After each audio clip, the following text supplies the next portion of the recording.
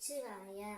என் அன்பு செல்லமே, நீ யாரை விட்டு இப்பொழுது பிரிந்திருக்கின்றாயோ, யார் இல்லாமல் உன்னால் இருக்க முடியவில்லையோ, உன்னை விட்டு விலகி சென்றவர் ஒரு மணி நேரத்தில் உனக்கு அழைப்பு விடுக்க போகின்றார் தங்கமே.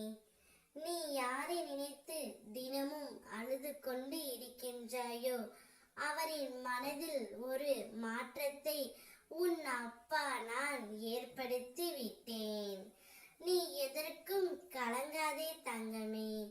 அவரே தான் செய்த தவறை உணர்ந்து உன்னிடம் அழைப்பு விடுத்து மன்னிப்பு கேட்பார். அப்பொழுது அந்த மன்னிப்பை நீ ஏற்றுக்கொண்டு நீ பேசிவிடு. உன் மனதை பக்குவப்படுத்திக் கொள் தங்கமே. அப்பொழுதுதான் உன்னால் எந்த ஒரு கஷ்டமும் இல்லாமல் வாழ முடியும். நீ மனதளவில் அவர்கள் மீது அதீத அன்பு வைத்திருக்கின்றாய். காலத்தின் கட்டாயத்தால் உன்னை விட்டு அவர்கள் இப்பொழுது பிரிந்து இருக்கிறார்கள்.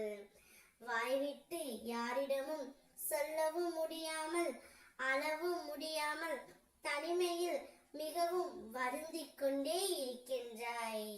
உன் அப்பா நான் அனைத்தையும் அறிவேன். என்னுடைய பக்தர்களை காப்பதற்காகவே என் கைகளை நான் எப்பொழுதும் விரித்தே வைத்திருக்கின்றேன் தங்கமே. அவர்களை நோக்கி எந்த விதமான துயரத்தையும் கெடுதலையும் நெருங்க விட மாட்டேன். நான் என் குழந்தைகளை ஏமாற்றவும் மாட்டேன். உன்னிடம் உள்ள உன் சிவனப்பா மிக பெரியவன். நீதிபதியான அவன் உன்னுடைய மனதை தினந்தோறும் உட்கார்ந்து படித்து கொண்டு இருப்பவன். உன் மனதை பார்த்து கொண்ட எனக்கு தெரிந்தது என்னவோ, நீ நேசிக்கும் உறவை மட்டுமே நினைத்து அனுதினமும் வருந்திக் கொண்டே இருக்கிறாய் என்பதுதான். அதனால்தான் உன் குறையையும் மன கவலையும் தீர்த்து வைக்கவே அப்பா நான் முடிவு எடுத்து விட்டேன் தங்கமே. அந்த உறவு உன்னிடம் வரும் பொழுது அவர்கள் செய்த தவறையோ அவர்கள் செய்த பிழையையோ நீ அவர்களிடம் சுட்டி காட்டாதே. அவரே உனக்கு இப்பொழுது அழைப்பு விடுப்பார்.